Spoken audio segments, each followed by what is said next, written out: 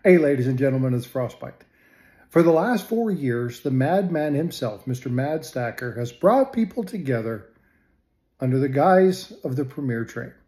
Well, today is the last one, and I'm sure many of you have been seeing this all the way through. Now, I have another video in this set because unfortunately somebody couldn't do it, so I wanted to do something a little bit different. Now, I'm a numismatic channel, and you would expect me to do some sort of education and stuff, but no. Frosty is doing something that he really enjoys because he enjoys people laughing and smiling, and I'm going to tell you some jokes.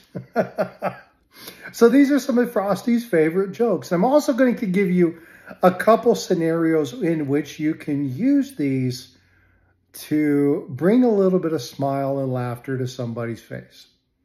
All right, one of my favorite ones is whenever somebody's working around a car. And if they're working around a car and you generally start talking about stuff, you can say, have you ever changed a fuel filter? And they're like, yeah. It's like, well, I got to tell you a story. My grandfather and I were changing a fuel filter on a car.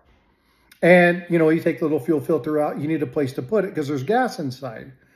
It's like, so we took an old tuna can. We had an old tuna can sitting in the kitchen, took an old tuna can, stuck it in there and stuck it on the ground. And a cat came over, they could smell the old tuna and started licking on the stuff. And man, that thing started running around the yard, just going crazy. And then all of a sudden, just out of no reason, stopped. And people will ask, well, was it okay? I was like, well, yeah, the cat was fine. It just ran out of gas. Oh, so I like that. So whenever you're talking about cars, you're on automobiles, that is a fun one to use. Another one is if you're ever in or around or hear of somebody having been to a gas or service station. Now, this is probably one of my favorite jokes of all time. And that is at the gas station, filling up with gas, there was a gentleman who was putting gas in his car. Not a big deal. But while he was there, he decided he wanted to have a cigarette. So, yep, he did.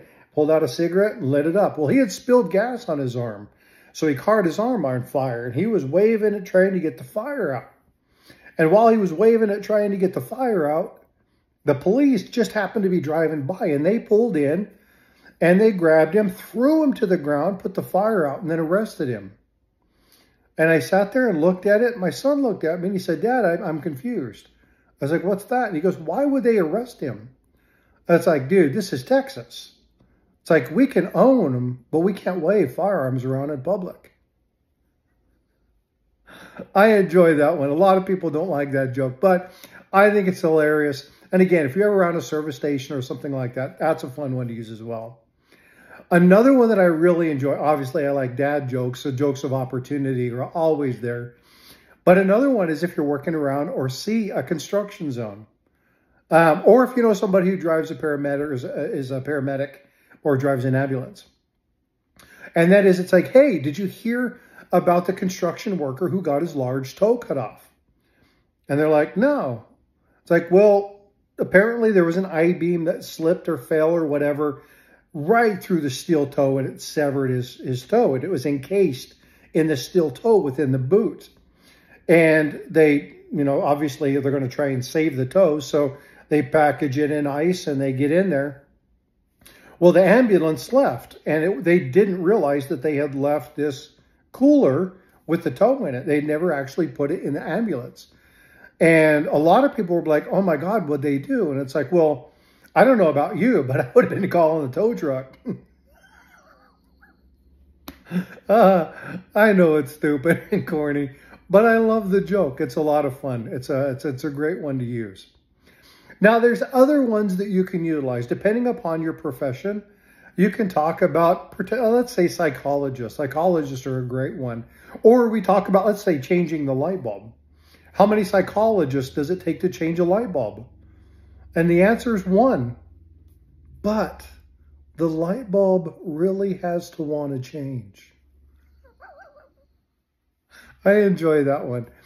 The other one that I really enjoy is if you know or you're around doctors, talk about the mechanic and the doctor who are talking as they're working on their S-Series Mercedes. And the mechanic looks at the doc, who's a cardiac surgeon, and says, You know, Doc, I just don't get it. Here you are, a surgeon. Here I am, a mechanic. I make $80 an hour. You make $500 an hour. But we basically work on the same thing. And the guy was like, how so? And the mechanic said, well, you look at the hydraulic system on here.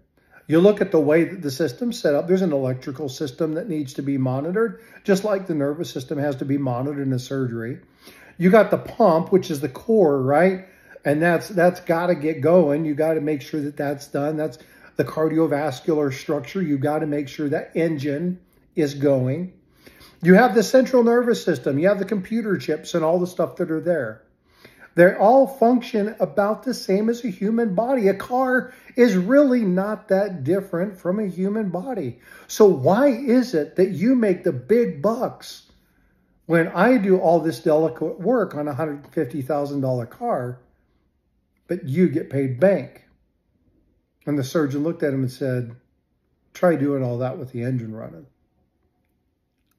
I enjoy that one too as well. And then, of course, if you've seen the shorts recently on my channel, you'll see that I have a bunch of dad jokes. Now, dad jokes can be anything from, I'm hungry. And then the dad says, well, I'm dad. Nice to meet you, hungry. So dad jokes can be a plethora of things. It can be ranging from stupid little idioms to genuine complex jokes. And some of the ones that I recently posted, go check out the videos on these. But like I dressed up really nice the other day and told my daughter I look like cheese. She was like, you look like cheese. And I said, yeah, I look sharp. She didn't think that was funny. Or we were at the grocery store and she asked me, hey, Dad, cheese isn't healthy for you. Why do people eat it? So I reached over and grabbed a type of cheese and said, this is Gouda for you. I know there's a lot of groaners in here. But again, what is the whole purpose behind laughter? The whole purpose behind laughter is potentially to change the course of a person's day. So I'm going to shift now, and I'm going to tell you why I tell jokes the way I do, and why I believe in trying every day to get people to smile. About 5 years ago, I was at work, and it was, I think it was a Wednesday or Thursday, I don't remember. And it was fairly early in the morning, and I was on my way to get a cup of coffee. And at the time, I worked in a place where the building is a very long corridor. It had a bunch of things, and a lot of people would walk the perimeter of this particular building because if you walked the building a couple of times, it basically was, you walked a mile, and you could do it inside in the air conditioning. And so I would grab my cup of coffee, make a loop of this big building, and then I would come back. And while I was there, walking down the hall, I saw a woman, and she just kind of had her head down. And she didn't look happy, sad. She just kind of didn't look like anything. And so I stopped her, and I told her the first joke that I just told you a minute ago. Hey, did you hear about the guy who was waving his arm? And I talked about it being there close to our gate, and, the security guard had to tackle him, and they arrested him. And she's like, why did they arrest him? That doesn't make any sense. This lawn worker getting his arm on fire, why would they arrest him for that? And I was like, man, this is, you can't have a firearm on this compound. And she looked at me, she kind of smiled, and she shook her head, and she's like, have a good day. And she walked off. I didn't think anything of it. I was laughing. I thought it was fun. Kind of changed her general mindset. She went from looking kind of lone and depressed to kind of just whatever, to she smiled and she walked away, and she kind of looked back and she was shaking her head like, oh my God, how corny can it be? I didn't give it a second thought. About 20 to 30 minutes later, I got back to my workstation and I sat down. And when I sat down, the superintendent came over and said, hey, I need you to come with me. And I was like, oh no, I offended this lady somehow. I'm not sure exactly what happened. And I can't tell you the amount of thoughts, the negative thoughts that ran through my head during this time frame. And so we walk in, and there's our COO, and there's the superintendent, and the mental health person, and this lady. And on the COO's desk is a set of pills.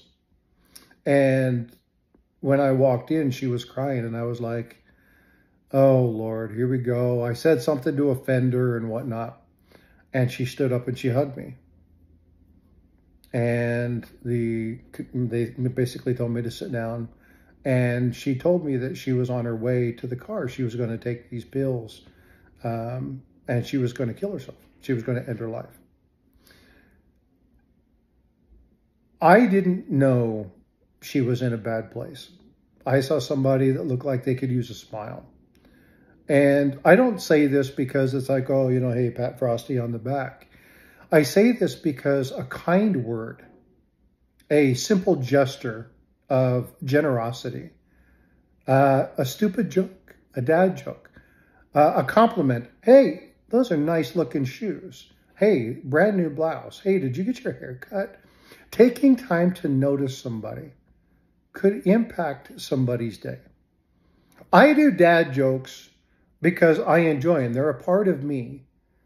But I want every day to try to get somebody to smile, hopefully, so that it changes the course of somebody's day. If I can change the course of somebody's day, then who knows what good can come of that. Because if I can't change the world, maybe I can change the world for a moment through the eyes of that person. So ladies and gentlemen, I am a numismatic channel, and I like to talk about coin collecting and the engagement of coins, but you're going to see a lot of shorts. You're going to see a lot of times where all I do is laugh, tell jokes, and have fun. You'll see it in my streams and you'll see it in others. But do me a favor. We live in a tumultuous time, a time where people are at each other because of our political or religious or just different viewpoints that we have. Remember that we are stronger as a village than we can ever be alone. So agree to disagree, try to make somebody smile, and do me a favor. Have a great day. Love you guys. Be well, be blessed. I will see you in the streams. Go check out this next channel, and I'll see you in mine in a little bit. Take care. Be well.